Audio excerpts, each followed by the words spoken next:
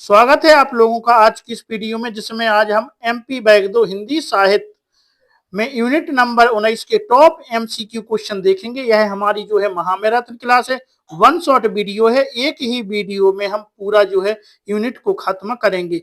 आज की इस वीडियो में जो है हम पूरी यूनिट का खात्मा करेंगे। जैसे कि आपको दिख रहा है कि भूषण द्वारा जो है यहाँ पे आपका जो सिलेबस है उसकी अकॉर्डिंग हम देख रहे हैं कि भूषण में जो है शिव बाबनी के अंतर्गत कौन सा जो पद संख्या है 4, 25 और 26 के अंतर्गत हमें जो कविताएं दी गई हैं वो देखना है। उसके बाद माखनलाल चतुर्वेदी की महत्वपूर्ण कविता है कैदी और कोकिला, वो भी हमें देखना है। उसके बाद सुमित्रानंदन पंत की है ग्रामश्री, और राजेश जोशी की है बच्चे काम पर जा रहे हैं, और सर्वेश्वर दयाल सक्सेना की है मेघाए, और जयशंकर प्रसाद की है आत्मकथा।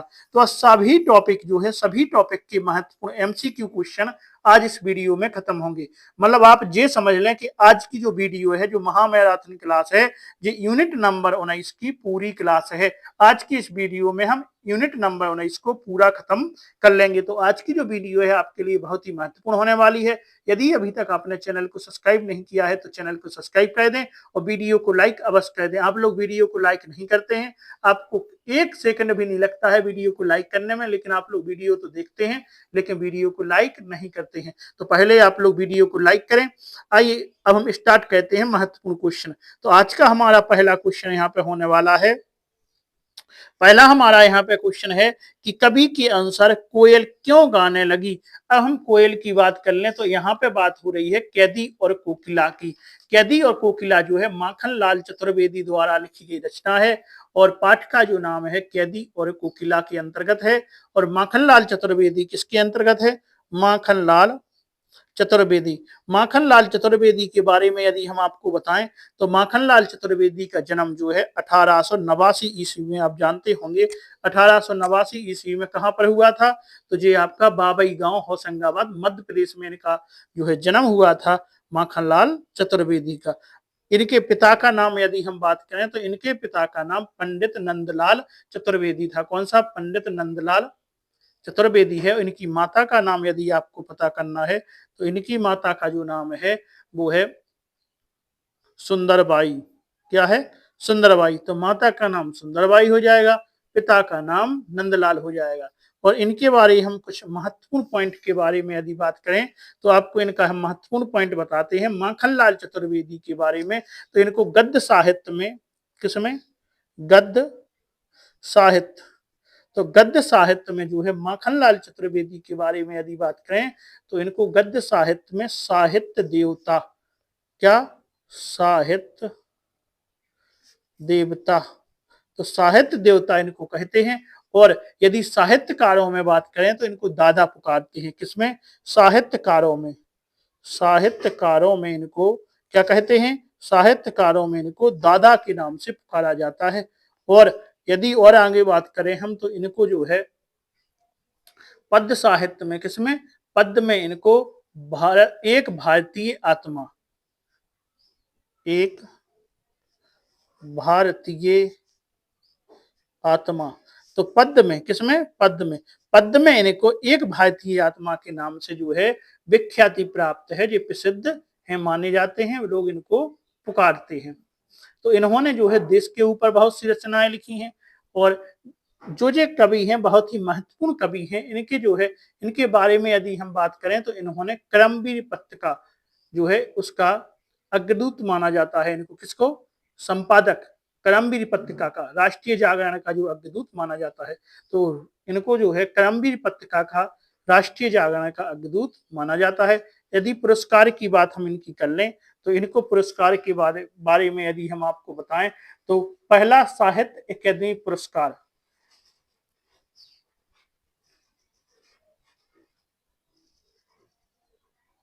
साहित्य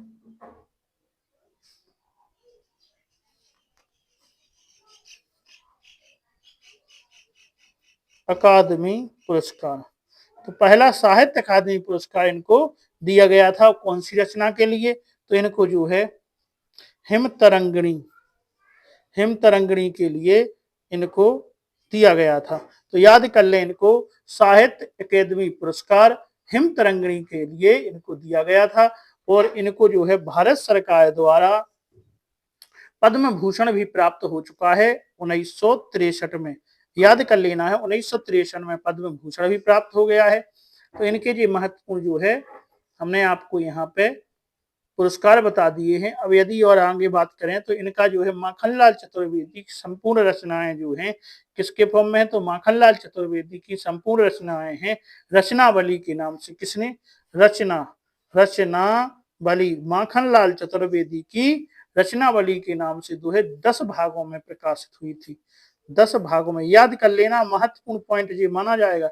10 भागों में किसके नाम से, माखनलाल चतुर्वेदी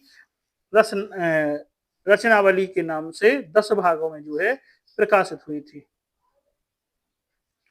अब आगे यदि बात करें तो इनकी प्रमुख रचनाएं आप जानते ही होंगे, जैसे हिम किरीटनी, हिम तरंगिणी और युग चयन और माता, समर्पण, पुष्प की अभिलाषा बहुत ही बढ़िया है कि मुझे तोड़ देना वनमाली, उस पद पर तुम दे देना फेत, जहां पर वीर जो सैनिक हैं जाते हैं। तो ऐसी इनकी पुष्प की अभिलाषा है, ये एक महत्वपूर्ण कविता है। और मण ज्वार भी इनकी एक जो है काव्य संग्रह है। निबंध के बारे में बात करें तो साहित्य देवता इनका निबंध है और भी इनके बहुत से निबंध हो जाएंगे। और यदि हम इनके नाटक कहें तो कृष्णाय जो युद्ध जो है इनका एक नाटक है। संस्मरण भी इन्होंने लिखा है, संस्मरण है समय के पांव, 1962 ईस्वी में लिखा गया है। आइए हम क्वेश्चन पे गौर करते हैं, ज्यादा देर न करते हुए। क्वेश्चन हमारा है, कवि के अनुसार कोयल क्यों गाने लगी। तो इस पाठ के बारे में यदि हम बात कर लें, बात हो रही है कोयल और कोकिला की। तो यहाँ पे जो कैदी और कोकिला के बारे में बात होगी, तो कैदी कौन है यहाँ पे, कैदी जो है स्वयं माखनलाल चतुर्वेदी हैं। कौन से कैदी, तो कैदी जो है माखनलाल चतुर्वेदी हैं। और कोकिला माने कौन है, कोयल। कोकिला कौन है, कोयल। तो कोयल जो है यहाँ पे बात कर रहे हैं भी कोकिला से। तो जब वो जेल में है, माखनलाल चतुर्वेदी जेल में है, तो वहां से जो है कोयल गा रही है। तो उसी पे उन्होंने जो है कविता ये लिख दी, वहीं पे जेल में बैठे बैठे लिखी है। तो वे कहते हैं, क्या गाती हो, क्यों रह रह जाती हो, कोकिल बोलो तो, क्या लाती हो, संदेशा किसका है, कोकिल बोलो तो। मतलब वो कह रहे हैं कि जो कोयल वहां पे जब वो जेल में बंद है, जेल में बंद होकर वो जो है अंग्रेजी शासन की व्यथा के बारे में कोयल से बात करते हैं कि तुम क्या गाती हो, क्यों रह रहे, रुक रुक के बोलती है ना कोयल। तो बोल रहे हैं कि क्या गाती हो, क्यों रह जाती है, कोकिल बोलो तो, क्या लाती हो, संदेशा किसका है, कोकिल बोलो तो वो पूछ रहे हैं कि तुम जो यहाँ पे गा रही हो, तुझे संदेशा किसका हमें लेकर आई हो। इसके बारे में जो है कविता है। हमने आपको कविता की 4 लाइनें यहाँ पे सुना दी हैं। तो आपका यहाँ पे आंसर हो जाएगा। क्वेश्चन कहा गया था आपसे कि कवि के अनुसार कोयल क्यों गाने लगी। तो आपके यहाँ पे ऑप्शन है, गीत गाना कोयल का स्वभाव होने के कारण, या कवि से प्रेरणा मिलने के कारण, या कैदियों के साथ होने वाले दुर्व्यवहार से दुखी होने के कारण, और लास्ट है आपका स्वतंत्र आकाश में घूमने के कारण। तो यहाँ पे जो है इसका आंसर आपका होने वाला है, आप लगा रहे होंगे आंसर ए, लेकिन आपको बता दें कि यहाँ पे कविता के अनुसार यदि बात की जाए तो यहाँ पे आपका आंसर कौन सा होने वाला है, सी जो है राइट आंसर होने वाला है। कैदियों के साथ होने वाले दुर्व्यवहार से दुखी होने के कारण कोयल क्या कर रही है, कोयल जो है गा रही है। तो यहाँ पे आपका आंसर सी राइट माना जाएगा। आइए अगला क्वेश्चन देखते हैं। अगला हमारा यहाँ पे क्वेश्चन होगा, अगला क्वेश्चन हमारा है यहाँ पे कि कवि को कारागार में, कारागार नहीं होगा यहाँ पे, कारागार में किस प्रकार की कठिनाइयों का सामना करना पड़ता है। तो आपको बताना है जो कारागार है मतलब जो जेल में है, तो जेल में किस प्रकार की उनको दिक्कतें आती हैं। ऑप्शन है आपको, चोरों तथा डाकुओं के बीच रहना है, भरपेट भोजन ना मिल पाता है, बंद अंधेरे कमरे में रहते हैं, भाई आप जानते हैं। तो जो तीनों बातें जो है वहां पे होती हैं, मतलब जो जेल में होता है, आप जानते हैं जेल में कौन, डाकू चोर डकैत मिलते ही हैं, तो उनके साथ रहना पड़ता है, भरपेट भोजन नहीं मिलता है, अंधेरे में रहना पड़ता है। यहाँ पे जो है आंसर आपका डी राइट आंसर आपका हो जाएगा। क्या है, डी जो है राइट आंसर आपका हो जाएगा। आपसे कहा गया था कि कवि को कारागार में किस प्रकार की कठिनाइयों का सामना करना पड़ा, तो ये सभी कठिनाई का सामना जो है करना पड़ा है। तो यहाँ पे डी आंसर आपका राइट हो जाएगा।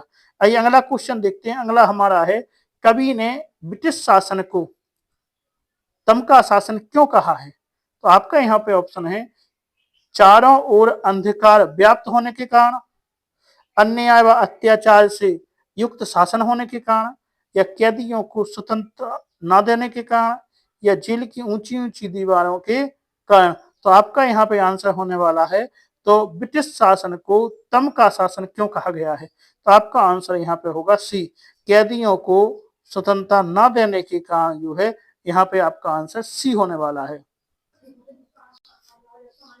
तो यहाँ पे आपका आंसर जो है सी हो गया है। तो तम मतलब क्या होता है? तम मतलब आप जानते हैं, तम से मतलब है अंधकार का।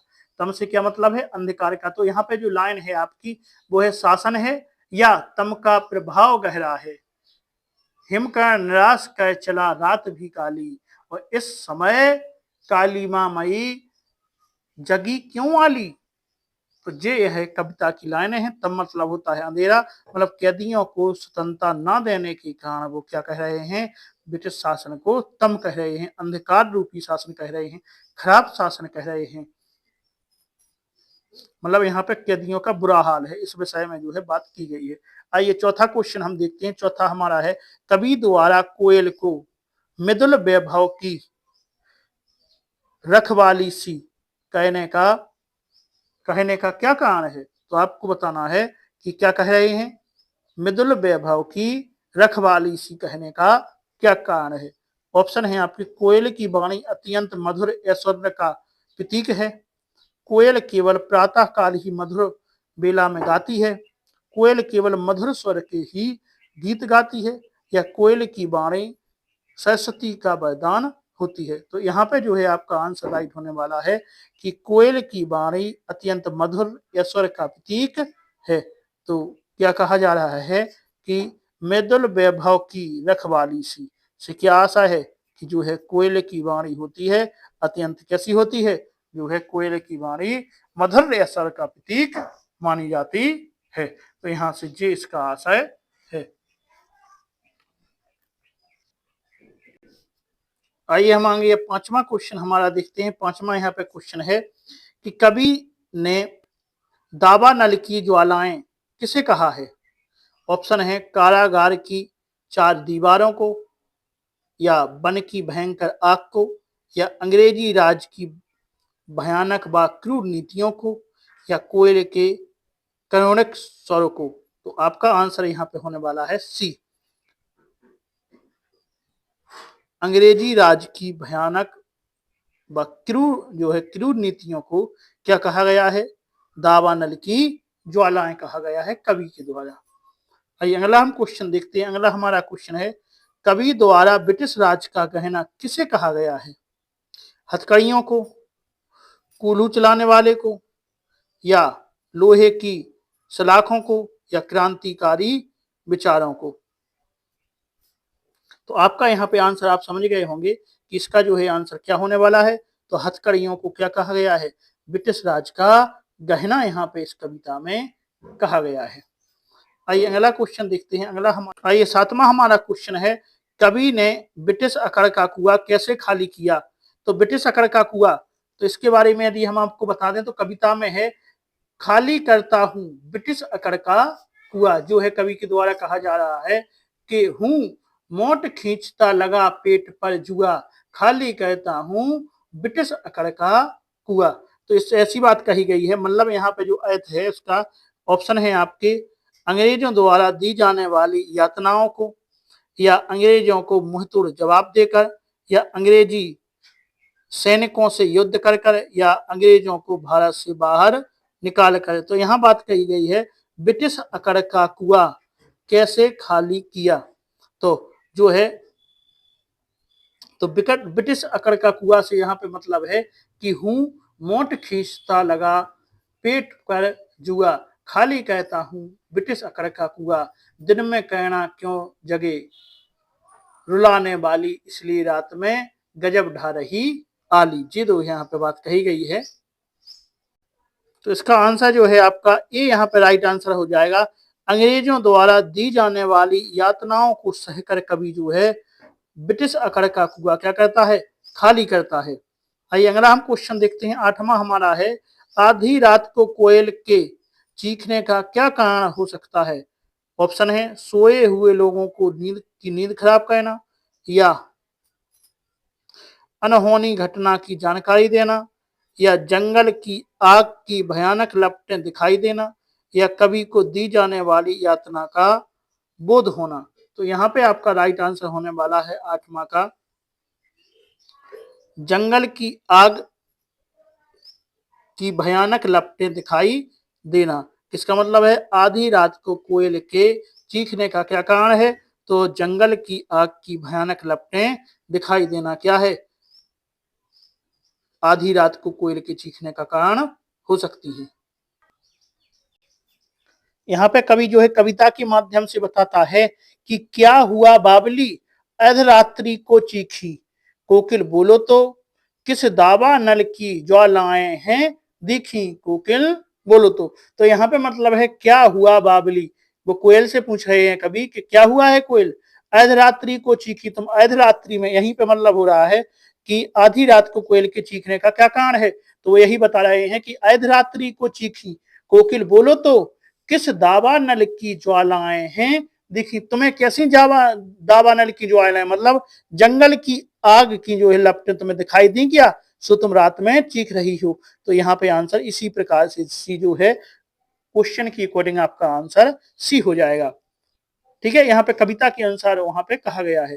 भाई नौवां क्वेश्चन हम देखते हैं। नौवां हमारा यहाँ पे क्वेश्चन है, कविता में वर्णित काली चीजें कैसे वातावरण को निर्मित कर रही हैं? ऑप्शन है आपके शांति एवं सद्भावपूर्ण, दूसरा ऑप्शन है आपका भयप्रद एवं निराशापूर्ण, तीसरा है प्रेम एवं आशापूर्ण, और चौथा आपका ऑप्शन है प्रगति एवं विकासपूर्ण। तो आपका यहाँ पे आंसर हो जाएगा, क्वेश्चन पूछा गया है कविता में वर्णित काली चीजें कैसे वातावरण को निर्मित कर रही, तो काली चीजों से बात हो रही है। तो आपका यहाँ पे आंसर जो होने वाला है, यहाँ पे जो काली चीजें हैं वो भयप्रद एवं निराशापूर्ण की जो है वातावरण को निर्मित कर रही हैं, इसलिए आपका आंसर यहाँ पे बी जो है राइट आंसर हो जाएगा। आइए अगला क्वेश्चन देखते हैं। अगला यहाँ पे हमारा क्वेश्चन होगा, 10वां क्वेश्चन है, कवि ने कोयल के स्वर में किसके स्वर की जो है कल्पना की है? सरस्वती के, भारत माता के, क्रांतिकारी के, या आतंकवादी के? तो आपका यहाँ पे आंसर जो होने वाला है बी यहाँ पे राइट आंसर होने वाला है, भारत माता की जो है स्वर की कल्पना की है। आइए अगला हम देखते हैं। अगला हमारा यहाँ पे क्वेश्चन होगा, 11वां क्वेश्चन है, अंग्रेजी सरकार स्वतंत्रता सेनानियों के साथ अपराधियों का सा व्यवहार क्यों करती है? ऑप्शन है भारतीय उन्हें अपना गुलाम बनाना चाहते थे, वे उनकी सत्ता का समर्थन करते थे, वे उनका विरोध करते थे, या वे जड़ से उखाड़ देना चाहते थे? तो आपका यहाँ पे राइट आंसर होने वाला है वे उनका विरोध करते थे।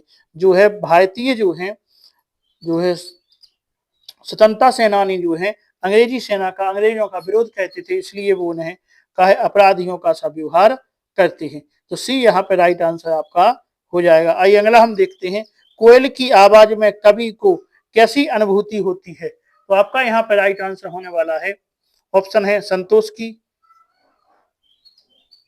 सुख की, प्रेम की, या दुख और वेदना की? तो यहाँ पे 12 का आपका जो राइट आंसर होने वाला है सुख की। कोयल की आवाज में कवि को कैसी अनुभूति होती है? तो कोयल की आवाज में कवि को जो है सुख की अनुभूति होती है। बी यहाँ पे जो है आपका राइट आंसर हो जाएगा। आइए हम 13वां क्वेश्चन देखते हैं। 13वां यहाँ पे हमारा क्वेश्चन होगा, कवि को कोयल से ईर्ष्या क्यों हो रही है? ऑप्शन है कोयल द्वारा मधुर आवाज में गाने के कारण, कोयल के स्वतंत्र होने के कारण, कोयल के सुंदर दिखने के कारण, या कोयल द्वारा कवि को चिढ़ाया जाने के कारण? तो आपका यहाँ पे जो राइट आंसर होना है बी राइट आंसर होगा, कोयल के स्वतंत्र होने के कारण कवि कहता है कि तुम वहां पे स्वतंत्र हो, लेकिन हम यहाँ पे कैसे हैं काल कोठरी में, कि तुझे मिली हरियाली डाली मुझे नसीब कोठरी काली, तेरा नभ भर में संसार संचार मेरा 10 फुट का संचार, तेरे गीत कहावे बाह रोना भी है मुझे गुनाह है, देख विषमता तेरी मेरी बजा रही तिस पर रणभेरी। तो जे यहाँ पे बात कवि ने कही है कि तू वहां क्या है, तू वहां पे स्वतंत्र है और हम जो है काली कोठरी में बंद हैं। आइए हम 14वां क्वेश्चन यहाँ पे देखते हैं। 14वां हमारा क्वेश्चन है, गद्यांश के अनुसार सरसों के फूलों से कैसी गंध आ रही है?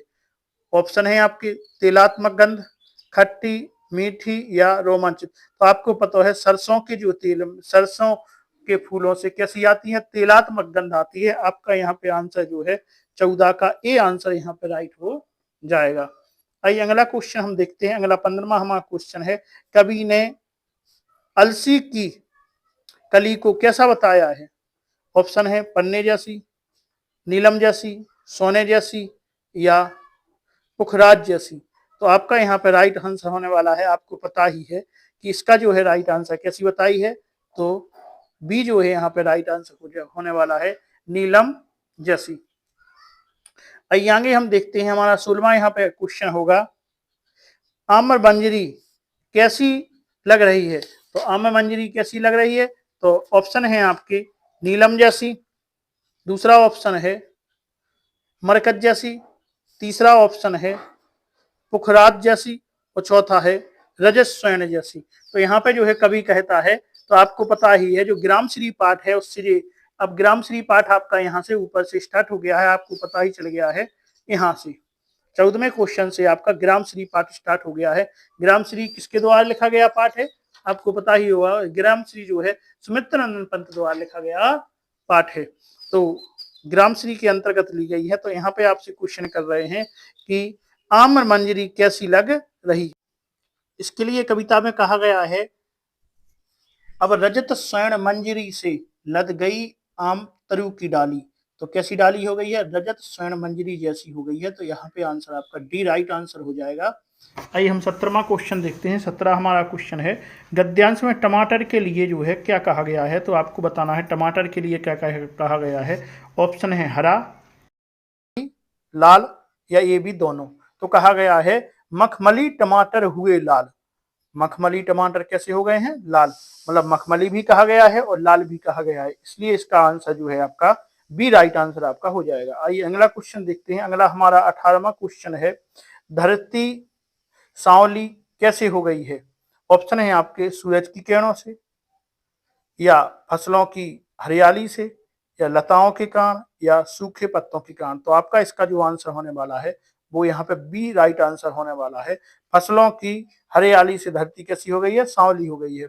आइए अगला क्वेश्चन देखते हैं। अगला है हमारा कि ग्रामश्री में ओस को कैसा बताया गया है? ओस, ओस के लिए यहाँ पे बताया गया है, आपको समझना वहां पे होगा कि कवि ने कहा है, जैसे कविता में कहा गया है, तिनकों के हरे हरे तन पर, तिनके होते हैं मतलब जो निकलते हैं तिनके, तो उनके तिनके के हरे हरे तन पर ऊपर हिल हरित रुधिर है रहा झलक, हिल हरित रुधिर है रहा झलक। मतलब उनके ऊपर जो उसकी बूंदें हैं वो कैसी लग रही हैं?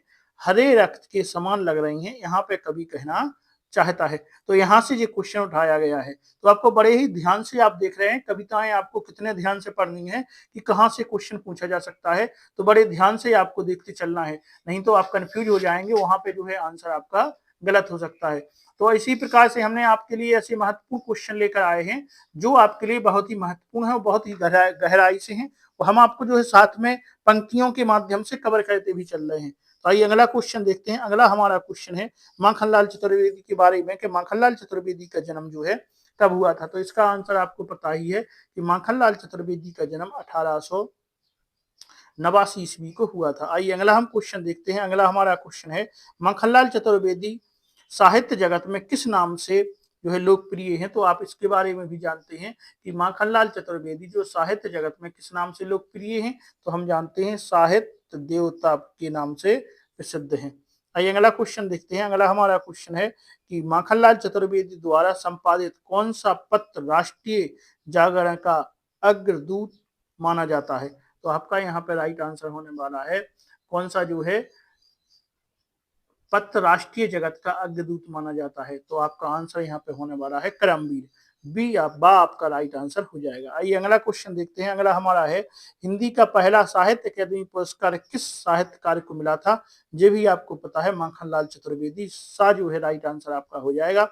आइए अगला क्वेश्चन देखते हैं। अगला है, माखनलाल चतुर्वेदी को किस रचना के लिए साहित्य अकादमी पुरस्कार दिया गया था? तो इसका भी आपको पता है कि माखनलाल चतुर्वेदी को किस रचना के लिए दिया गया था? आपका आंसर होगा यहाँ पे द हिमतरंगिणी के लिए दिया गया था। आइए अगला क्वेश्चन देखते हैं। अगला हमारा है माखनलाल चतुर्वेदी को पद्म भूषण पुरस्कार कब दिया गया था? तो पद्म भूषण पुरस्कार जो है माखनलाल चतुर्वेदी को दिया गया था, ये भी आपको पता होगा। आंसर है आपका आ 1963। आइए अगला क्वेश्चन देखते हैं। अगला है माखनलाल चतुर्वेदी को किसने छायावाद का प्रवर्तक माना है? तो माखनलाल चतुर्वेदी को जो है छायावाद का प्रवर्तक मानने वाले हैं वो हैं विनय मोहन शर्मा और प्रभाकर माचबी। तो आपका आंसर जो है सा यहाँ पे राइट आंसर हो जाएगा। तो आपका यहाँ पे आंसर कौन सा होगा? इसका आंसर सा राइट होगा।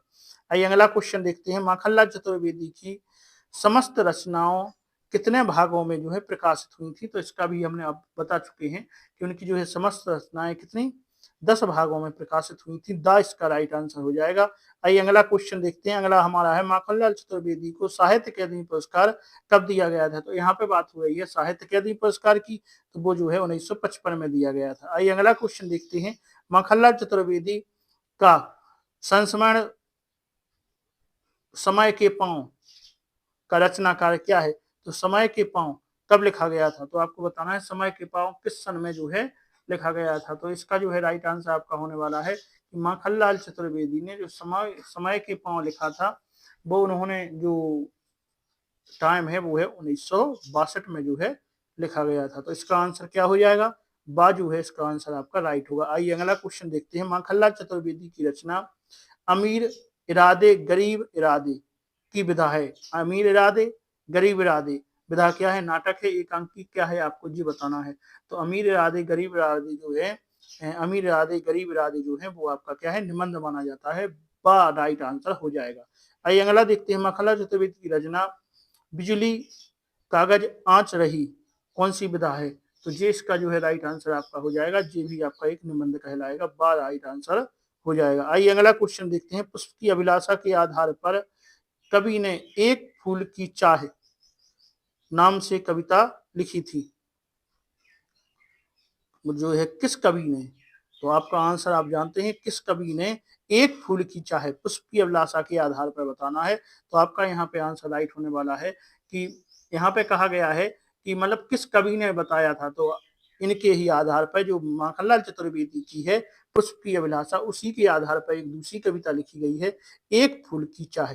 ये आपके कवि जो है वो है सिया राम सेन गुप्त। कौन है? सिया राम सेन गुप्त। आज जो है आपका राइट आंसर यहाँ पे हो जाएगा। आइए अगला क्वेश्चन देखते हैं। माखनलाल चतुर्वेदी का निधन बताना है आपको कि माखनलाल चतुर्वेदी का निधन कब हो गया था। तो इसका राइट आंसर आपका होने वाला है 1968 में जो है इनका निधन हो गया था। आइए अगला देखते हैं। आधी रात को कोयल क्यों गाने लगती है? तो आपका आंसर यहाँ पे होने वाला है कि ऑप्शन है आपकी ब्रिटिश शासन के क्रूर आचरण से क्षुब्ध होकर। तो यही आपका राइट आंसर हो जाएगा। आ यहाँ पे राइट आंसर हो जाएगा। आइए अगला क्वेश्चन है यहाँ पे। कैदी और कोकिला कविता में कैदी किसका प्रतीक है? ऑप्शन है क्रांतिकारी का, स्वतंत्रता का, या ब्रिटिश क्रूरता का, या मुक्ति का। तो आपका यहाँ पे राइट आंसर होने वाला है यहाँ पे कैदी जो प्रतीक है वो क्रांतिकारियों का। आज जो है यहाँ पे राइट आंसर आपका हो जाएगा। आइए अगला क्वेश्चन देखते हैं। अगला हमारा क्वेश्चन यहाँ पे है कैदी और कोकिला कविता में कोकिला किसका प्रतीक है? स्वतंत्रता का, ब्रिटिश क्रूरता का, या मुक्ति का, या क्रांतिकारी का। तो आपका यहाँ पे राइट आंसर होने वाला है यहाँ पे कोकिला जो है किसका प्रतीक बताना है। आपकी कोकिला किसका है? तो कोकिला आप जानते हैं कि कवि कहता है कि तुम बाहर स्वतंत्र हो, हम यहाँ अंदर कैद हैं। मतलब किसकी स्वतंत्रता का प्रतीक है? ये जो है राइट आंसर आपका हो जाएगा।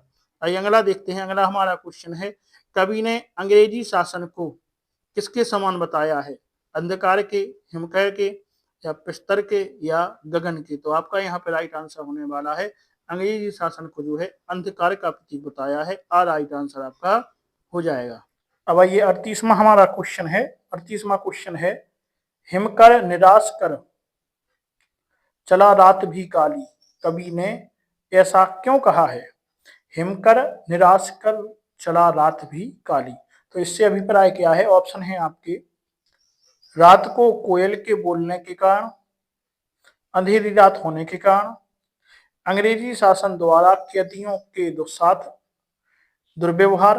तो यहाँ पे आपका जो राइट आंसर होने वाला है वो शाही आंसर राइट होने वाला है, क्योंकि यहाँ पे आपसे कहा गया है हिमकर निराश कर चला रात भी काली, से कहा मतलब है यहाँ पे कि अंग्रेजी शासन द्वारा कैदियों के साथ जो दुर्व्यवहार होता है उसी का यहाँ पे जो है कहा गया है। आइए अगला क्वेश्चन देखते हैं। अगला हमारा क्वेश्चन है कि कैदियों के साथ ब्रिटिश शासन द्वारा होने वाले अत्याचार से क्षुब्ध होकर कौन निराश मन से चला गया है? ऑप्शन है कोयल, चंद्रमा, बसंत या दिनकर। तो आपका इसका जो है आंसर होने वाला है वो है चंद्रमा। बाजू है यहाँ पे राइट आंसर आपका हो जाएगा। आइए अगला क्वेश्चन देखते हैं। अगला हमारा है कोयल को हुक क्यों होने लगी? ऑप्शन है बसंत आने के कारण, कैदियों द्वारा गीत गाने के कारण, देश की परतंत्रता की वेदना से त्रस्त होने के कारण, या लास्ट है आपका ऑप्शन चांदनी रात होने के कारण। तो आपका यहाँ पे जो राइट आंसर यहाँ पे होने वाला है वो है देश की परतंत्रता की वेदना से त्रस्त होने से उसी के कारण जो है कोयल की हुंक क्यों होने लगी। तो कोयल की जो है हुंक होने लगी है। आइए अगला है क्वेश्चन आपका, कवि ने कोयल को बावली क्यों कहा है? ऑप्शन है बिना कारण के बोलने के कारण, बार बार कोठरी पर आने के कारण, आधी रात को बोलने के कारण, या जेल के ऊपर मंडराने के कारण। तो आपका यहाँ पे राइट आंसर हो रहा है कोयल को बावली इसलिए कहा गया है क्योंकि वह क्या है आधी रात को बोलने के कारण, वह आधी रात को बोलती है इसलिए उसको क्या कहा गया है? बावली। सा यहाँ पे राइट आंसर आपका हो जाएगा। आइए अगला देखते हैं। अगला आपका है जंगल की आग के लिए उपयुक्त शब्द कौन सा है? बड़बाग्नि, दावानल, जठराग्नि या कोई नहीं। तो आपको इसका बताना है कौन सा इसका राइट आंसर होगा। तो जंगल की आग के लिए यहाँ पे जो प्रयुक्त हो गया है शब्द उसको कहा गया है दावाग्नि, सॉरी दावानल। तो दावानल जो है जंगल की आग के लिए प्रयुक्त हुआ है। तो आपका जो है यहाँ पे आंसर क्या हो जाएगा? आपका आंसर राइट आंसर आपका हो जाएगा। आइए अगला क्वेश्चन देखते हैं, कवि ने गहना किसे कहा है? ऑप्शन है जंजीरों को, काले कोठरी को, कोयल की बोली को या कोयल को। तो आपका इसका आंसर जो है राइट आंसर होने वाला है ए जंजीरों को। तो गहना किसे कहा है? जंजीरों को कहा है। कैदियों का गहना जंजीर होते हैं। आइए अगला क्वेश्चन हम देखते हैं, कवि ने कोयल की किस बात को जो है गजब बताया है? दिन में बोलना, आधी रात को बोलना, प्रभात में बोलना या केवल बसंत में बोलना। आपका यहाँ पे राइट आंसर होने वाला है वो है आधी रात को जब कोयल बोल रही है उसी को कवि ने क्या बताया है? गजब बताया है। ऑप्शन बा जो है आपका राइट आंसर यहाँ पे हो जाएगा। आइए अगला क्वेश्चन देखते हैं। अगला हमारा है चुपचाप विद्रोह के बीज कौन बो रहा है? हिमकर, कोयल, दिनकर या बसंत। तो आपका यहाँ पे राइट आंसर होने वाला है वो है कोयल। बा जो है राइट आंसर आपका हो जाएगा। आइए अगला हम क्वेश्चन देखते हैं। अगला हमारा क्वेश्चन यहाँ पे होगा, आइए अगला क्वेश्चन देखते हैं। 46वां हमारा क्वेश्चन है पंत का दार्शनिक दृष्टिकोण है। तो यहाँ पे सुमित्रा नंदन पंत की बात हो रही है जिन्होंने ग्राम श्री पाठ जो है लिखा है। यहाँ पे ग्राम श्री पाठ किसने लिखा है? सुमित्रा नंदन पंत के द्वारा लिखा गया है। तो आप जानते ही होंगे सुमित्रा नंदन पंत का जन्म कब हुआ था? 20 मई 1900 में जो है हुआ था। कौन से गांव में? कोसानी, कोसानी गांव। कहाँ पर? उत्तराखंड में जो है इनका जन्म हुआ था। इनका वास्तविक नाम जो है वो है गोसाई दत्त। याद रखना है वास्तविक नाम क्या है? गोसाई, गोसाई दत्त। तो इनका वास्तविक नाम गोसाई दत्त है। आइए क्वेश्चन देखते हैं। क्वेश्चन यहाँ पे आपसे कह रहा है कि पंत का दार्शनिक दृष्टिकोण कौन सा है कौन सा है? तो ऑप्शन है आपके द्वैतवाद है, या सर्वहितवाद है, अद्वैतवाद है, या सर्वात्मवाद है। आपका यहाँ पे राइट आंसर होने वाला है जो पंत का जो है दृष्टिकोण है, दार्शनिक दृष्टिकोण है, वो है राइट आंसर आपका यहाँ पे बा हो जाएगा। सर्वहितवाद, बा जो है यहाँ पे राइट आंसर आपका हो जाएगा। आइए अगला क्वेश्चन देखते हैं। अगला हमारा यहाँ पे क्वेश्चन है 47वां कि छायावाद की घोषणा पत्र कहलाती है? युगवाणी, पल्लव की भूमिका, युगांत या युगांत। तो दोनों ऑप्शन एक से ही हो गए हैं, तो आपका यहाँ पे आंसर होने वाला है बा है आंसर, पल्लव की भूमिका। आइए अगला क्वेश्चन देखते हैं। अगला हमारा यह क्वेश्चन है डॉक्टर बच्चन सिंह ने पंत के किस काव्य को खड़ी बोली का प्रथम प्रगतिवादी काव्य माना है? आपके ऑप्शन है स्वर्णकिरण, युगांत, युगवाणी या ग्राम्य। तो आपका इसका जो है राइट आंसर होने वाला है वो है सा, युगवाणी।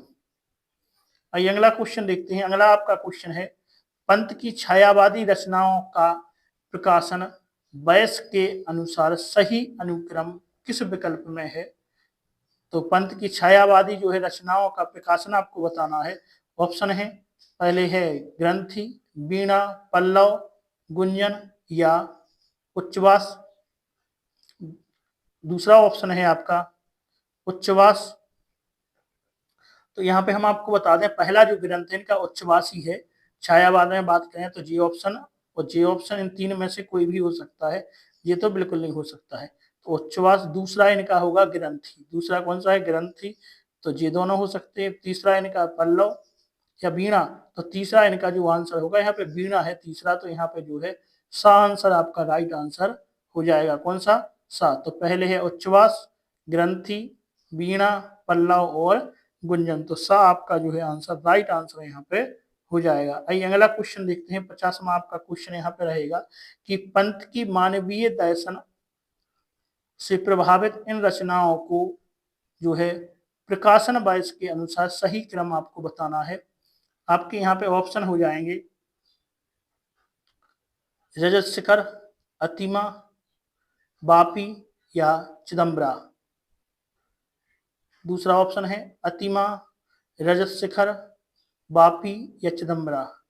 तीसरा ऑप्शन है रजत शिखर, अतिमा, चिदम्बरा या वापी। लास्ट है रजत शिखर, चिदम्बरा, अतिमा या वापी। तो आपका यहाँ पे राइट आंसर होने वाला है वो राइट आंसर आपका होगा ए, रजत शिखर, अतिमा, वापी और चिदम्बरा। ए जो है यहाँ पे राइट आंसर आपका हो जाएगा। आइए अगला क्वेश्चन देखते हैं। इसी कड़ी में अगला हमारा क्वेश्चन है पंत का महात्मा गांधी के जीवन पर लिखा गया प्रबंध काव्य है? कौन सा है? ऑप्शन है आपकी कला और बूढ़ा चांद, लोकायतन, चिदम्बरा या राजशिखर। तो आपका यहाँ पर राइट आंसर होने वाला है वो है लोकायतन। जो है वो महात्मा गांधी के ऊपर लिखा गया प्रबंध काव्य है। बा जो है राइट आंसर आपका हो जाएगा। आइए अगला क्वेश्चन हम देखते हैं। अगला हमारा यहाँ पे क्वेश्चन होगा पंत के बारे में किसने लिखा है कि पल्लव में कभी अपने व्यक्तित्व के घेरे में बंधा हुआ, गुंजन में कभी कभी उसके बाहर और युगांत में लोक के बीच दृष्टि फेरकर आसन जमाता हुआ दिखाई पड़ता है। तो ये बात जो है पंत के बारे में किसने कही है? तो आपका यहाँ पे आंसर होने वाला है ऑप्शन है आपके नंदलाल वाजपेयी ने कहा है, या रामचंद्र शुक्ल ने कहा है, या नामवर सिंह ने कहा है, या बच्चन सिंह ने। तो आंसर दा होगा बच्चन सिंह ने कहा है। अगला क्वेश्चन हम देखते हैं। अगला हमारा क्वेश्चन है ग्राम श्री कविता किस काव्य संग्रह से ली गई है? ऑप्शन है युगांत से, ग्राम्य से या युगवाणी से या स्वर्णकिरण से। तो आपको बताना है किससे जो है ली गई है। आपका आंसर यहाँ पे होगा ग्राम्य से। जो ग्राम श्री है कविता वो ग्राम्य से ली गई है। कौन सी काव्य संग्रह? ग्राम्य से ली गई है। आइए अगला क्वेश्चन देखते हैं। ग्राम श्री कविता का वर्ण विषय है। ऑप्शन है ब्रिटिश शासन की क्रूरता का वर्णन, या तप्त धरा पर छाए हुए बादलों का मनोहारी वर्णन, या भारतीय ग्राम की प्राकृतिक सुषमा का वर्णन, या भारतीय स्मारकों का कोमल वर्णन। तो आपको बताना है इनमें से जो है राइट आंसर कौन सा होगा। तो यहाँ पे जो है ग्राम श्री में आपके लिए जो ग्रामश्री कविता है आपने पढ़ी होगी तो उसमें पता है आपको कि भारतीय ग्राम की प्राकृतिक सुषमा का जो है यहाँ पे वर्णन मिलता है, तो सा जो है आपका राइट आंसर हो जाएगा। आइए अगला क्वेश्चन देखते हैं। यहाँ पे आपका अगला क्वेश्चन होगा, अगला क्वेश्चन है आपको चांदी की सी उजली जाली, चांदी की सी उजली जाली पंक्ति में किसका वर्णन है? अलसी का, हरियाली का, गंगा के मैदान का या चांदनी का? तो आपका यहाँ पे आंसर होने वाला है बा। बा आंसर जो है राइट होने वाला है। आपने कविता पढ़ी होगी तो आपको पता होगा कि किसकी बात हो रही है यहाँ पे। यहाँ पे जो है बात हरियाली की बात हो रही है। आपको पता है, फैली खेतों में दूर तलक मखमल की कोमल हरियाली, लिपटी जिससे रवि की किरणें चांदी की सी उजली जाली। तो पता है कि चांदी की सी उजली जाली पंक्ति में किसका वर्णन है? हरियाली का वर्णन है। आइए अगला देखते हैं। अगला यहाँ पे हमारा क्वेश्चन होगा, तिनकों के हरे हरे तन पर पंक्ति में किस अलंकार की छटा है? कौन सा अलंकार है? तिनके के हरे हरे तन पर, आपको याद करना है, तिनके के हरे हरे तन पर कौन सा अलंकार? उपमा होगा, उत्प्रेक्षा होगा, मानविकरण होगा या रूपक होगा? तो आपको इसका आंसर बताना है। तो आपको जानना है तिनके के हरे हरे तन पर। तिनका, तिनका मतलब हरे हरे तन पर, तो मतलब व्यक्ति की बात हो रही है। यहाँ पे कौन सा अलंकार होगा? मानविकरण अलंकार होगा। सा जो है यहाँ पे राइट आंसर होगा। आइए अगला क्वेश्चन देखते हैं। श्यामल भूतल पर झुका हुआ, हरित धरा पर कौन जो है झुका हुआ है? अलसी का पौधा, चंद्रमा, आकाश या चने का पौधा? तो आपका यहाँ पर राइट आंसर होने वाला है श्यामल भूतल पर झुका हुआ कौन है? तो पाठ के अनुसार जो है राइट आंसर आपका आकाश होगा। सा राइट आंसर होगा। आइए अगला क्वेश्चन देखते हैं। रोमांच सी लगती वसुधा, पृथ्वी में रोमांचित होने का कारण क्या है? ऑप्शन है आपके यहाँ पे, गेहूं की बालियां आ गई हैं, चांदनी रात में अलसी लहरा रही है, या सरसों की तेलात्म गंध उड़ रही है, या उपयुक्त सभी? तो आपका यहाँ पे आंसर होगा द उपयुक्त सभी।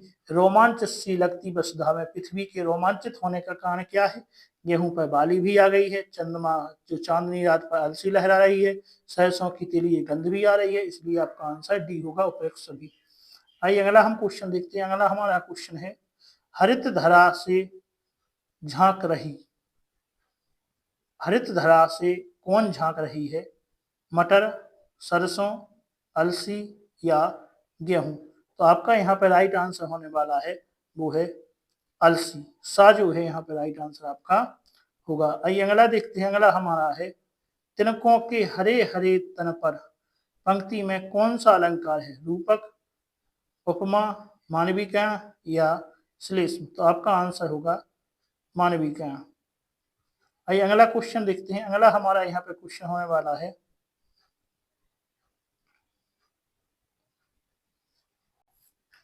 अगला क्वेश्चन यहाँ पे है हमारा 61वां क्वेश्चन।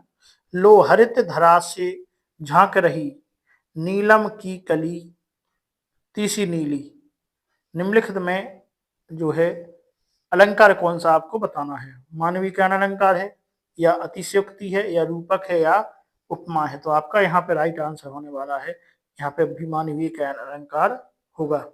आइए अगला क्वेश्चन देखते हैं। अगला यहाँ पे हमारा क्वेश्चन होगा, खेतों में हरियाली कैसी लग रही है?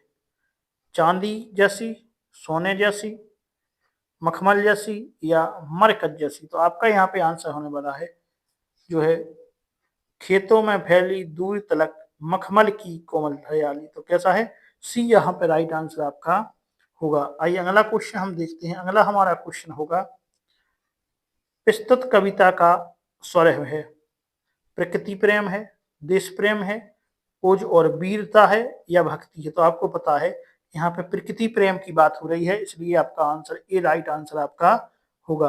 आइए अगला क्वेश्चन देखते हैं। अगला है, सुमित्रा नंदन पंत किस बाद से के कवि थे?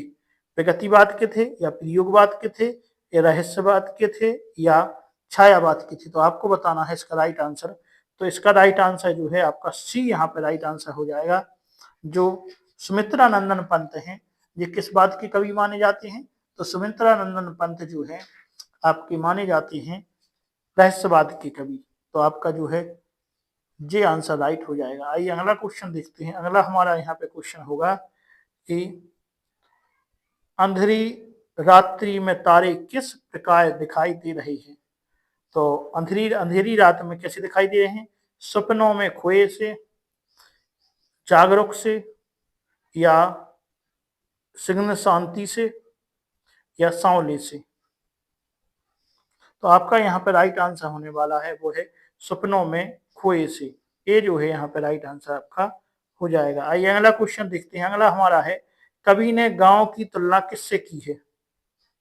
ऑप्शन है रजत के डिब्बे से, या मरकत के डिब्बे से, या सोने के डिब्बे से, या उपयुक्त में से कोई नहीं। तो आपका यहाँ पे राइट आंसर होने वाला है वो बी आपका जो है राइट आंसर होगा कि कवि ने किससे तुलना की है? तो कवि ने जो है गांव की तुलना, यहाँ पे बताना है कि गांव की तुलना जो है किससे की गई है। तो कवि ने जो है गांव की तुलना की है किससे की है? मरकट डिब्बों से। तो बी आपका राइट आंसर हो जाएगा। आइए अगला हम क्वेश्चन देखते हैं। अगला हमारा क्वेश्चन होगा कि बच्चे काम पर किस सड़क से जा रहे हैं? आपका अगला पाठ यहाँ पे स्टार्ट हो गया है। बच्चे काम पर जा रहे हैं तो किससे? कच्ची सड़क से, या कीचड़ युक्त सड़क से, या पानी से भरी सड़क से, या कोहरे से ढकी सड़क से। तो आपका इसका राइट आंसर आपको आ रहा है कि कोहरे से ढकी जो है सड़क पर जा रहे हैं। डी आपका राइट आंसर हो जाएगा। आइए अगला क्वेश्चन देखते हैं। अगला हमारा है बच्चे काम पर जा रहे हैं कविता में कवि ने सबसे अधिक भयावह किसे माना है? सर्दी की सुबह को, गरीबी की स्थिति को, बच्चों के काम पर जाने को, या मूक दर्शक बने रहने को। तो आपका इसका जो है राइट आंसर यहाँ पे होने वाला है। आप समझ ही रहे होंगे कि इसका राइट आंसर क्या होने वाला है कि यहाँ पे जो बच्चे काम पर जा रहे हैं इसमें सबसे भयावह किसे माना गया है? तो किसे माना गया था भयावह? आप जानते हैं कि भयावह इस कविता में माना गया है कि सबसे बड़ी दुर्भाग्य की कवि के सामने बात थी कि बच्चे क्या कर रहे हैं? बच्चे को काम पे जाना पड़ रहा है। इससे बुरी बात कोई नहीं है। तो आपका आंसर सी हो जाएगा। आइए अगला क्वेश्चन देखते हैं। अगला यहाँ पे क्वेश्चन है कि बच्चों का कोहरे से ढकी सड़क पर काम करने के लिए जाना किसके लिए चिंता का विषय बना हुआ है? ऑप्शन है बच्चों के माता पिता के लिए, देश की सरकार के लिए, समाज के व्यक्तियों के लिए, या स्वयं कवि के लिए। तो आपका इसका जो है राइट आंसर होने वाला है स्वयं कवि के लिए। कवि देखता है कि बच्चे काम पर जा रहे हैं तो चिंता का विषय किसके लिए है? यह तो चिंता का विषय अभी कवि के लिए ही है, लेकिन देश के बारे में ही बात हो रही है। आइए अगला क्वेश्चन देखते हैं। अगला है काम पर जाते बच्चों को देखकर कवि के मन में कौन सी प्रश्न उठता है? ऑप्शन है पहला ऑप्शन है क्या सारी रंग बिरंगी पतंगों को दीमकों ने खाकर नष्ट कर दिया है? क्या बच्चों के खेलने की सारी गेंदें अंतरिक्ष में उछल कर खो गई हैं? या भूकंप से विद्यालयों की इमारत ढह गई है? उपयुक्त सभी। तो आपका आंसर जो है डी राइट होगा। उपयुक्त सभी जो बातें इस कविता में की गई थी। आइए अगला क्वेश्चन देखते हैं। कविता के आधार पर बताइए कि बच्चों की रंग बिरंगी किताबों को किसने खा लिया है? दीमकों ने, मधुमक्खियों ने, चूहों ने, या मजदूरों ने। तो आपका यहाँ पर राइट आंसर क्या है? आपको ही समझ में आ गया होगा कि बच्चों की जो है किताबों को, रंग बिरंगी किताबों को किसने खा लिया है। तो किताबों को कौन खाता है? आप ये भी जानते होंगे कि नहीं जानते हैं? तो आप तो जानते हैं कि बच्चों की किताबें जो है रंग बिरंगी किताबों को कौन खा सकता है। हाँ, तो आप सही समझे कि ये जो है इसका राइट आंसर आपका हो जाएगा। दीमकों ने खा ली है क्या सारी किताबें? आइए अगला क्वेश्चन देखते हैं। अगला हमारा क्वेश्चन है कवि के दृष्टिकोण से बच्चों को किस कार्य के लिए विवश नहीं कहना चाहिए? खेलने के लिए, रोजी रोटी कमाने के लिए, विद्यालय जाने के लिए, या अपना भविष्य संवारने के लिए। तो जो है किस कार्य के लिए विवश नहीं कहना चाहिए? तो रोजी रोटी कमाने के लिए बच्चों को विवश नहीं कहना चाहिए। यहाँ पे जो है आपका बी राइट आंसर आपका हो जाएगा। आइए अगला हम क्वेश्चन देखते हैं। अगला हमारा यहाँ पे क्वेश्चन होगा कि कवि बच्चों के लिए कैसी सुविधा चाहता है? पढ़ने लिखने की, खेलने कूदने की, निश्चित जीवन जीने की, या उपयुक्त सभी? तो इसका आंसर जो है आपका उपयुक्त सभी ही यहाँ पे हो जाएगा। आइए अगला क्वेश्चन देखते हैं। अगला हमारा क्वेश्चन है, बच्चों के काम पर जाने की समस्या को कवि किस प्रकार उठाना चाहता है? एक सवाल की तरह, एक विवरण की तरह, आवश्यकता की तरह, या कहानी की तरह? तो आपका यहाँ पे जो है राइट आंसर होने वाला है वो है कवि एक सवाल की तरह जो है यह जो समस्या है उठाना चाहता है। आइए अगला क्वेश्चन देखते हैं। अगला हमारा 75वां यहाँ पे क्वेश्चन हो जाएगा कि कवि के अनुसार बच्चों का काम पर जाना किसके समान है? एक बुराई के समान, एक लहर के समान, एक हादसे के समान, या एक सच्चाई के समान? तो आपका यहाँ पे राइट आंसर होने वाला है एक हादसे के समान। सी जो है यहाँ पे कौन सा आंसर हो जाएगा? तो यहाँ पे जो है आपका आंसर सी हो जाएगा कि बच्चों कवि के अनुसार बच्चों का काम पे जाना। तो बच्चों का काम पे जाना जो है किसके समान जो है कवि बताता है? आपका आंसर हो गया है कि वो है एक हादसे के समान यहाँ पे बात हो रही है। आइए अगला क्वेश्चन देखते हैं। अगला हमारा क्वेश्चन है, बच्चों को काम पर जाना जाता देख कवि के मन में कैसे भाव उमड़ते हैं? करुणा के, चिंता के, आवेग के, या ये सभी? तो आपका यहाँ पे आंसर होने वाला है, आपको पता है, ये सभी। आइए अगला क्वेश्चन देखते हैं। अगला हमारा यहाँ पे क्वेश्चन होगा, कवि समाज और सरकार से क्या अपेक्षा करता है? ऑप्शन है आपके, बाल मजदूरी की समस्या के उन्मूलन के लिए मिलकर कार्य करना, बच्चों को आयु अनुसार उचित वेतन दे, बच्चों की शिक्षा के प्रति सचेत रहें, या बाल मजदूरी की ओर ध्यान दें? तो आपका यहाँ पे जो राइट आंसर होने वाला है वो है, बात हो रही है कवि समाज और सरकार को, कवि समाज और सरकार से क्या अपेक्षा करता है? तो बात कवि की हो रही है समाज और सरकार के बारे में। तो इसका आंसर होने वाला है आपका, तो ए यहाँ पे जो है इसका राइट आंसर आपका हो जाएगा। आइए अगला क्वेश्चन देखते हैं। अगला हमारा क्वेश्चन है, बच्चों द्वारा काम करने का उन पर क्या प्रभाव पड़ता है? उनका भविष्य सवर जाता है, उनका बचपन छिन जाता है, उनका दिमाग विकसित हो जाता है, या उनको स्वतंत्रता मिल जाती है? तो आप जानते हैं बच्चे अगर काम पर जा रहे हैं, काम कर रहे हैं, तो उनका बचपन जो है बच्चों से छिन जाता है। बी यहाँ पे राइट आंसर आपका हो जाएगा। आइए अगला क्वेश्चन देखते हैं। अगला आपका यहाँ पे क्वेश्चन है, कवि बाल मजदूरी के लिए किसे दोषी मानता है? बच्चों को, माता पिता को, समाज व शासन तंत्र को, या स्वयं को? तो यहाँ पे राइट आंसर होने वाला है कि किसको दोषी मानता है? समाज व शासन तंत्र को। बी जो है यहाँ पर, सी जो है यहाँ पे, सॉरी, राइट आंसर आपका हो जाएगा। कौन सा आंसर सही होगा? सी राइट आंसर हो जाएगा। आइए अगला क्वेश्चन देखते हैं। अगला क्वेश्चन है, मेघ आए कविता में किसकी तुलना शहर से आए दामाद से की गई है? ऑप्शन है आपके, पीपल के पेड़ की तुलना करके, या बादलों की तुलना, या तालाब की तुलना, या पवन की तुलना? तो यहाँ पे राइट आंसर आपका होने वाला है कि हो रहे हैं मेघ आए। तो मेघ आए बड़े बंठन के, यहाँ पे आपने कविता पढ़ी होगी कि मेघ आए कैसे आए, मेघ आए बड़े बंठन के। तो यहाँ पे आंसर होगा इसका कि बादलों की तुलना। किससे? बादलों की तुलना। तो कवि जो है शहर से आए दामाद की तुलना किससे कहता है? बादलों की तुलना से। अगला क्वेश्चन आपका यहाँ पे होगा, तो अगला क्वेश्चन आपका है यहाँ पे कि काम पर जाने वाले बच्चों की गेंद कहाँ गिर गई है? तो आपको बताना है, कविता के अनुसार बताना है जी, अपने अनुसार नहीं, कविता के अनुसार, कि जो है बच्चे काम पर जा रहे हैं तो उनकी गेंदें जो है कहाँ गिर गई हैं?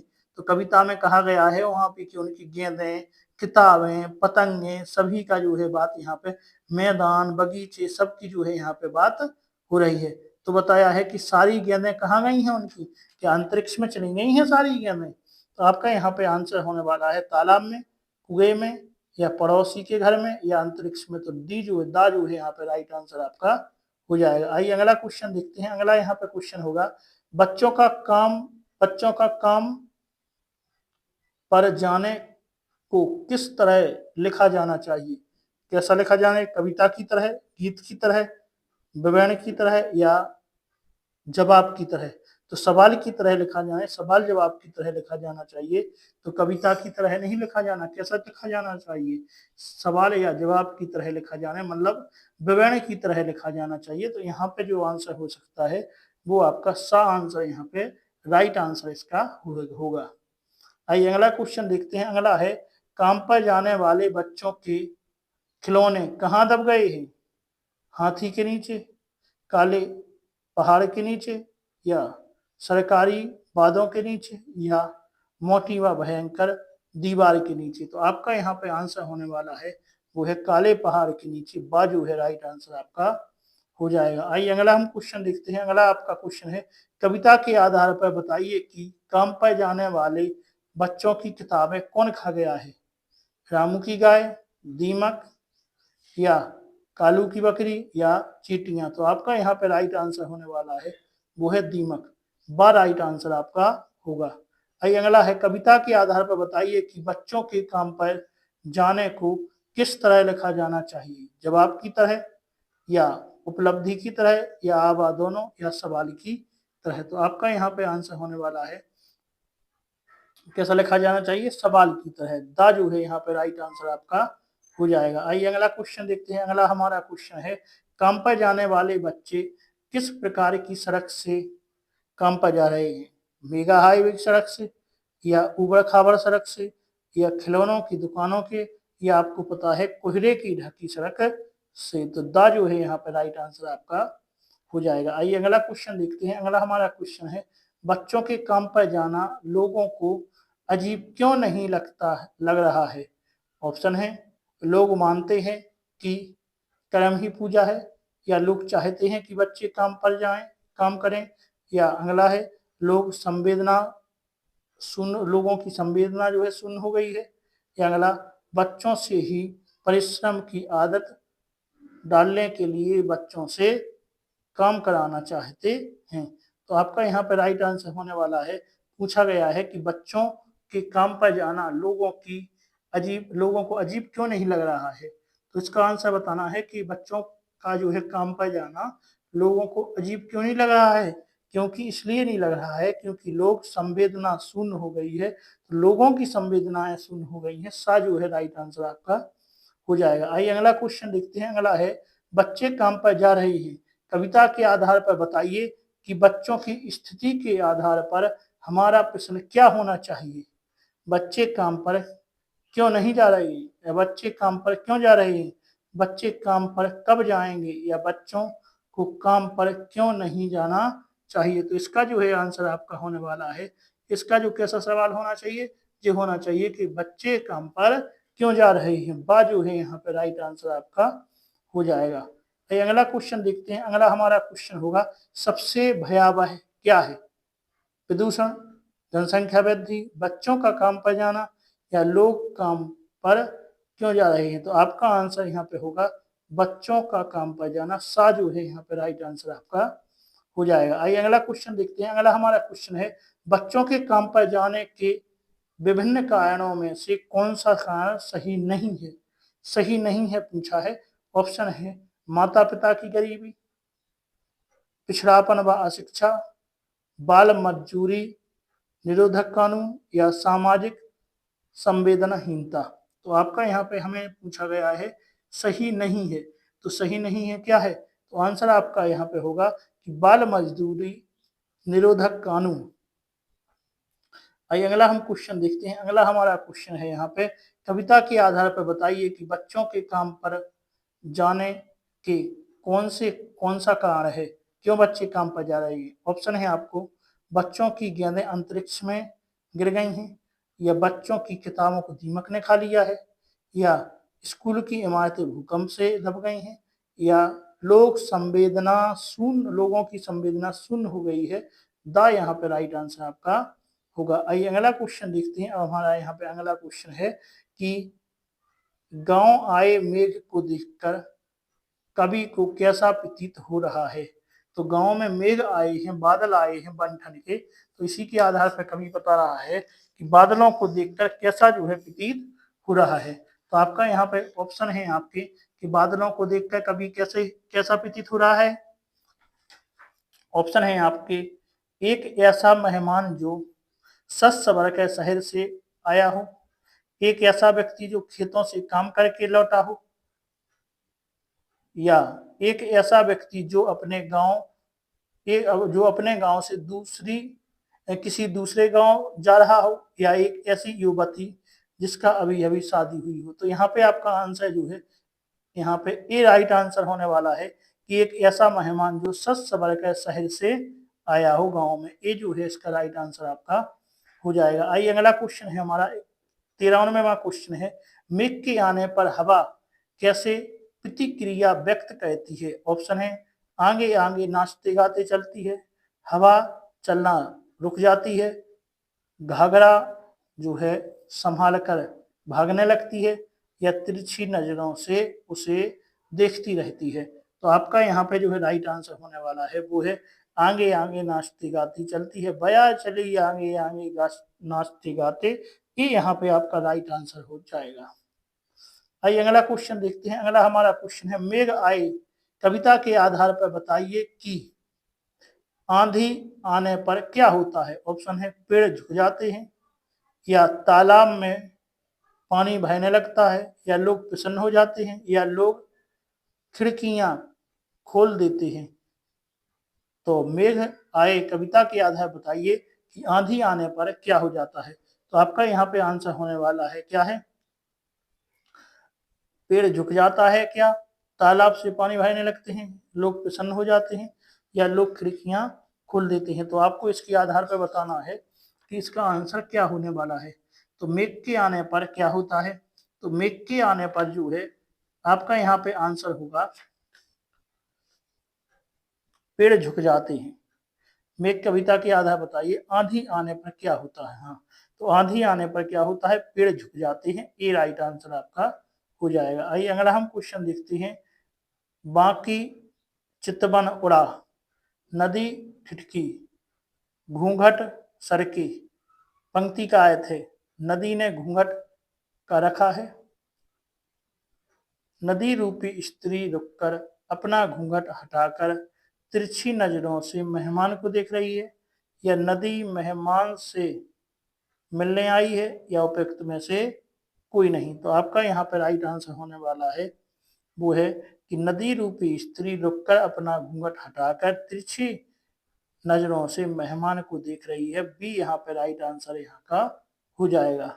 आइए अगला क्वेश्चन देखते हैं। अगला आपका यहाँ पे क्वेश्चन है कि व्याकुल लता किसके पीछे छिपकर मेघ से शिकायत कर रही है। ऑप्शन है, बादलों की ओट में, पर्दे के पीछे, या तीसरा आपका ऑप्शन है दरवाजे की ओट में, या चौथा आपका ऑप्शन है पेड़ के पीछे। तो आपका यहाँ पे राइट आंसर होने वाला है कि व्याकुल लता जो है वो किसके पीछे जो है छिपकर मेघ से शिकायत कर रही है। तो बादलों से वो किसके पीछे छिपकर शिकायत कर रही है। तो आपका आंसर है क्या, दरवाजे की ओट में। सी जो है यहाँ पे राइट आंसर आपका हो जाएगा।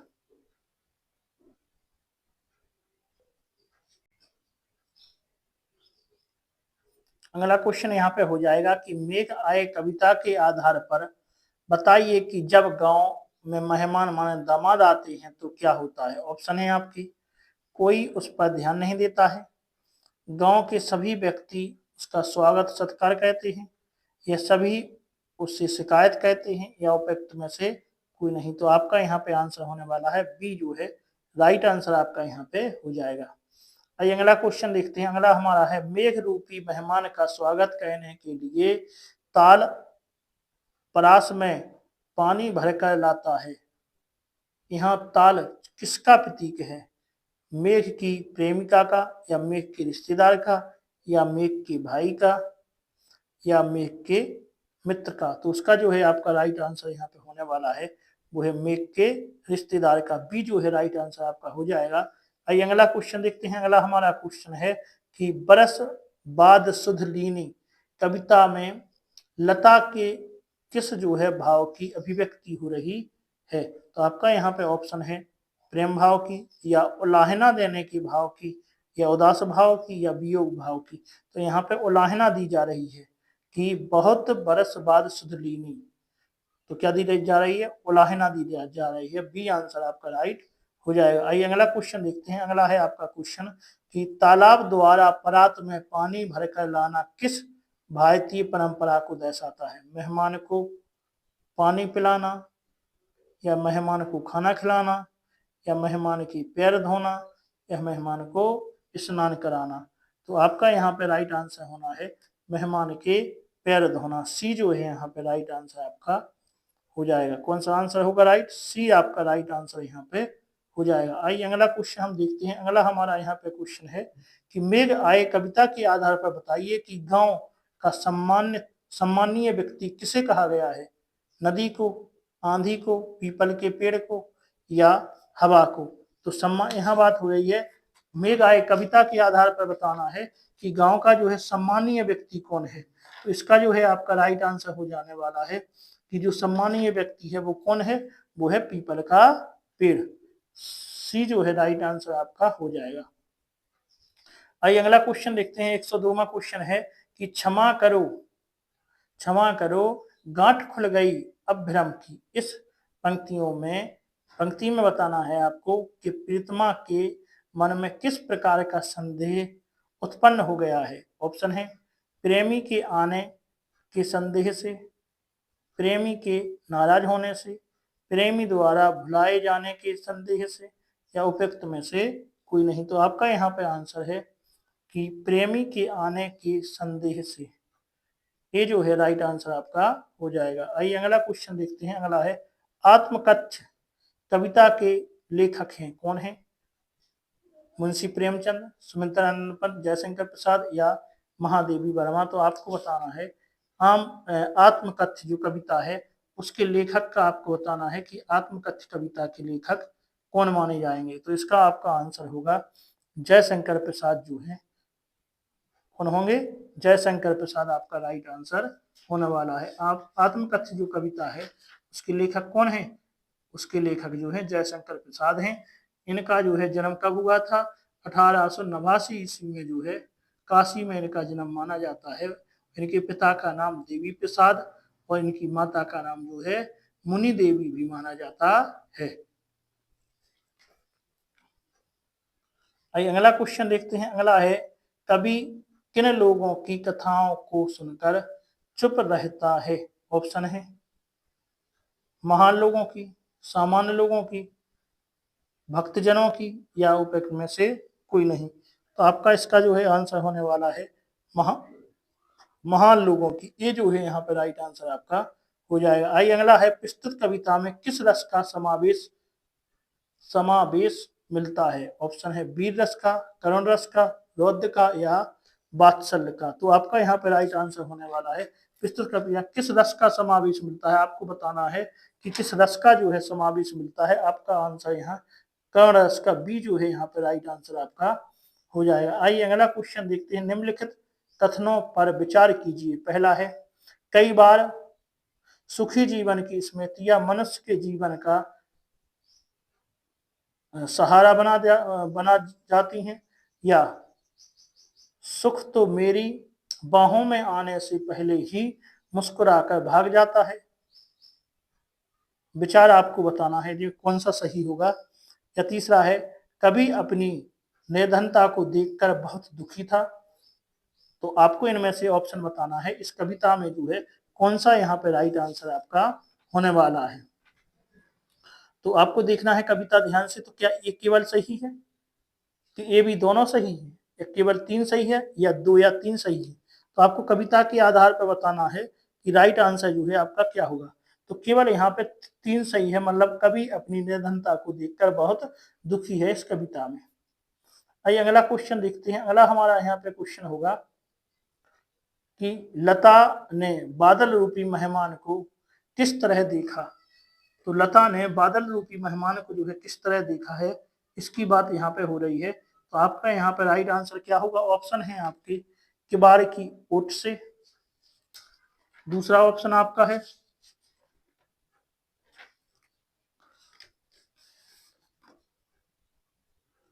अटालिका से, झरोके से या खिड़की से। तो आपको बताना है कि जो है लता ने बादल रूपी मेहमान को कहां से देखा है।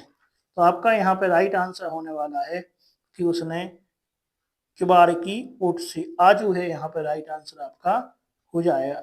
ये अगला क्वेश्चन हमारा है कि क्षमा करो गांठ खुल गई अब भ्रम की, कथन का वक्ता है कौन है। मुखिया कह रहा है, या नवविवाहिता कह रही है, सालियां या साला कह रहा है। तो आपका यहाँ पे राइट आंसर होने वाला है वाह, नवविवाहिता कह रही है। आइए अगला है 109वां है, गांव वालों को क्या भ्रम था। ऑप्शन है बादल सही समय पर नहीं आएंगे, बिजली नहीं चमकेगी, या आंधियां नहीं चलेगी, या मेहमान नहीं आएंगे। तो गांव वालों को क्या भ्रम था। आपका आंसर है कि गांव वालों को भ्रम था कि बादल सही समय पर नहीं आएंगे। ये जो है यहाँ पे राइट आंसर आपका हो जाएगा। आइए अगला है, निम्न में से श्रव्य बुद्ध का उदाहरण है। मेघ बजे, मेघ आए, मेघ चले, या मेघ जाए। तो आपका यहाँ पे राइट आंसर होने वाला है श्रव्य बुद्ध का जो है उदाहरण है मेघ बजे। ये जो है यहाँ पे राइट आंसर आपका हो जाएगा। आइए अगला हमारा क्वेश्चन है कि धिन धिन धा धमक धमक में अलंकार क्या है। यमक, उपमा, अनुप्रास या उत्प्रेक्षा। तो आपका यहाँ पे राइट आंसर होने वाला है अनुप्रास सा जो है राइट आंसर आपका हो जाएगा। आइए अगला क्वेश्चन देखते हैं। अगला हमारा यहाँ पे क्वेश्चन है कि गागर रीति, गागर रीति का अर्थ है क्या है। खाली कटोरा, खाली घड़ा, खाली जमीन, या खाली डब्बा। तो आपका इसका जो है राइट आंसर होने वाला है खाली घड़ा।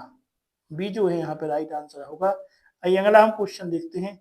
शिबा बामनी किस कविता की रचना है। तिलक की, किस कवि की सॉरी रचना है। तिलक की, सुदर्शन की, बाणभट्ट की, या कवि भूषण की। तो आपका यहाँ पे राइट आंसर होने वाला है किसके द्वारा लिखा गई है शिबा बामनी। तो शिबा बामनी जो है कवि भूषण के द्वारा लिखी गई है। डी जो है इसका राइट आंसर आपका हो जाएगा। आइए अगला क्वेश्चन देखते हैं। भूषण द्वारा रचित शिबा बामनी में छंद हैं कि देखें 52, 58, 42 या 64। तो आपका यहाँ पे राइट आंसर होने वाला है इसमें जो छंदों की संख्या है वो है 52। ये जो है आपका राइट आंसर यहाँ पे हो जाएगा। आइए अगला क्वेश्चन देखते हैं। अगला हमारा क्वेश्चन है शिबा बामनी काव्य में किसके सौंदर्य का किसके स्वर का वर्णन किया गया है। किसके स्वर का। तो बावन महाराज के, या शिवा के, या शिवाजी महाराज के, या भगवान शिव के। तो यहाँ पे आपका राइट आंसर होने वाला है जो यहाँ पे बात की गई है वो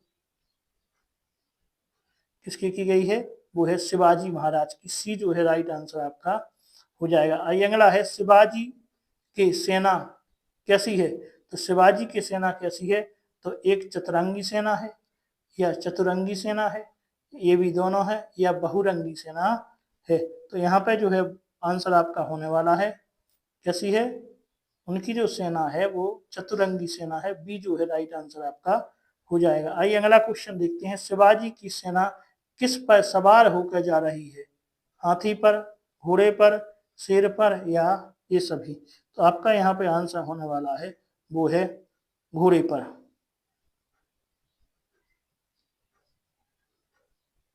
बी जो है यहाँ पे राइट आंसर आपका हो जाएगा। आइए अगला क्वेश्चन देखते हैं हम। अगला हमारा यहाँ पे क्वेश्चन होगा कि प्रस्तुत काव्य में औरंगजेब की तुलना किससे की गई है। रावण से, मेघनाथ से, कुंभकर्ण से, या राहु से। तो आपको बताना है कुंभकर्ण की बात हो रही है। कुंभकर्ण की तुलना किससे की गई है।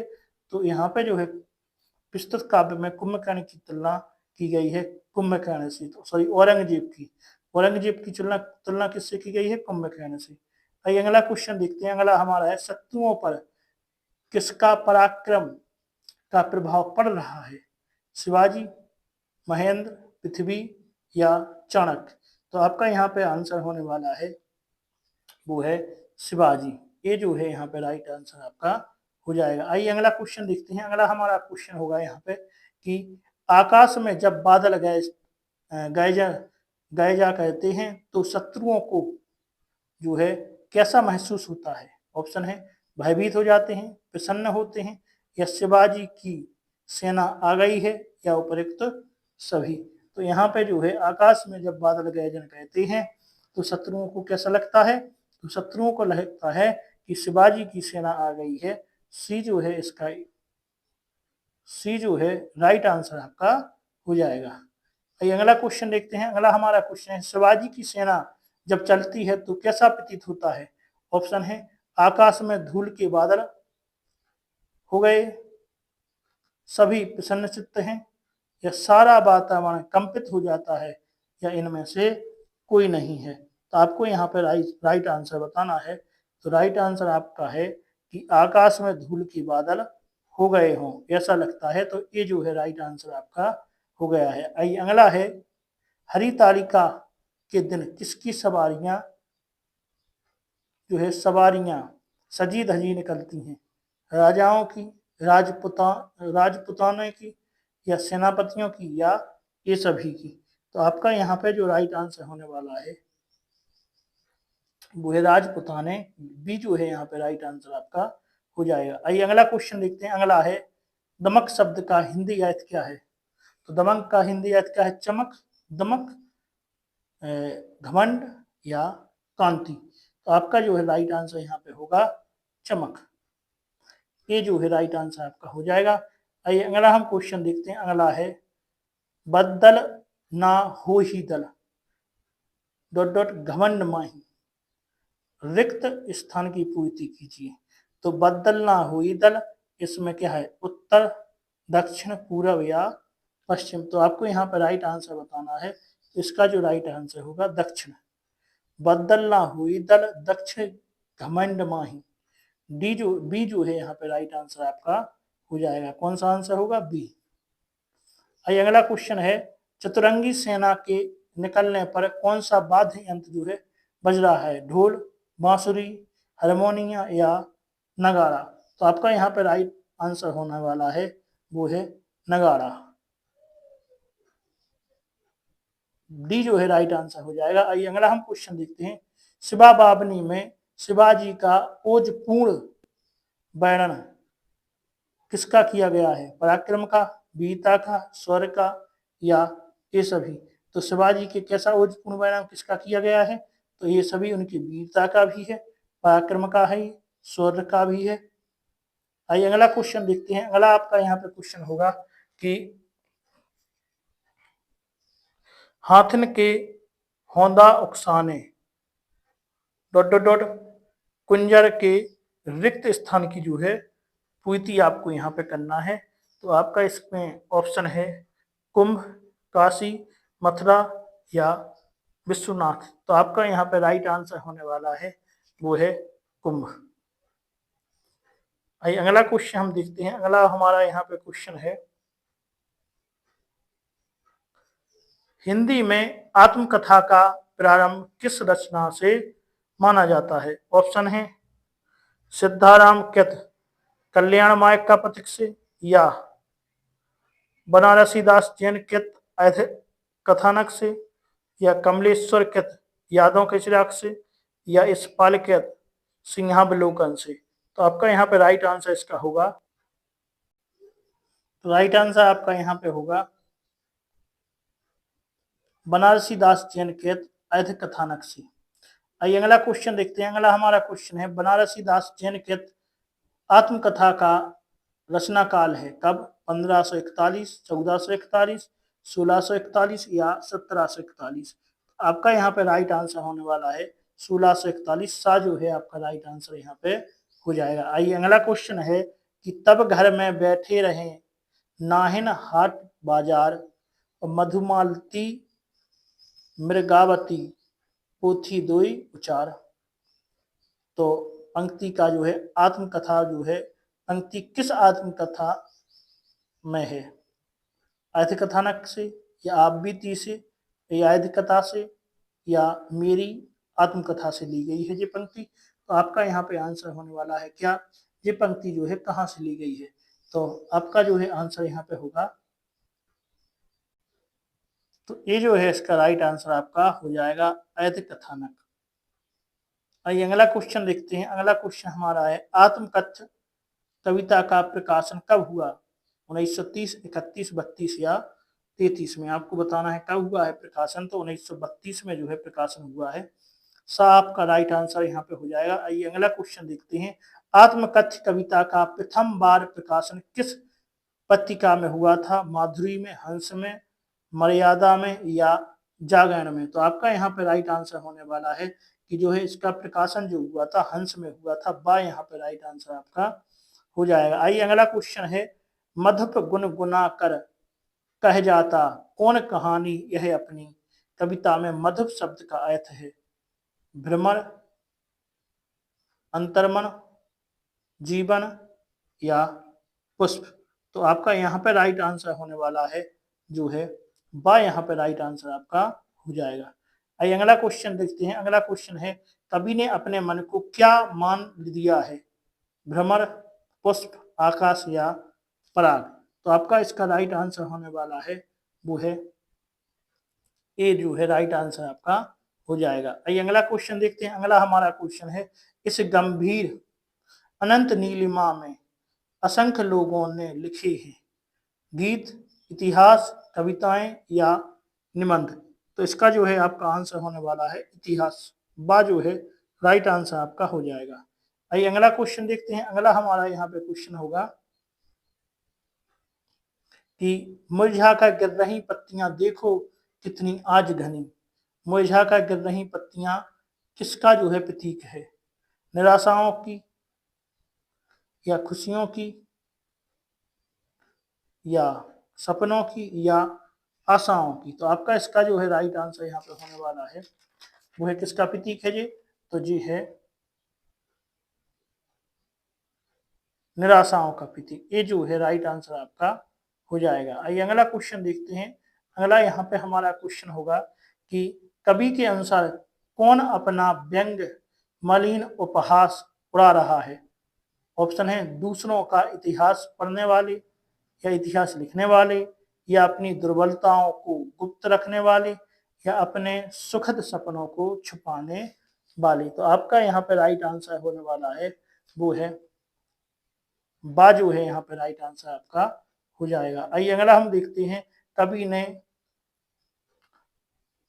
सरलते शब्द का प्रयोग किया है अंतर्मन के लिए, जीवन गाथा के लिए, सरल स्वभाव के लिए या अपनी असफलताओं के लिए? तो आपका जो है यहाँ पे राइट आंसर होने वाला है सरल स्वभाव के लिए। सा जो है यहाँ पे राइट आंसर आपका हो जाएगा। आइए अगला क्वेश्चन देखते हैं। अगला हमारा यहाँ पे क्वेश्चन होगा।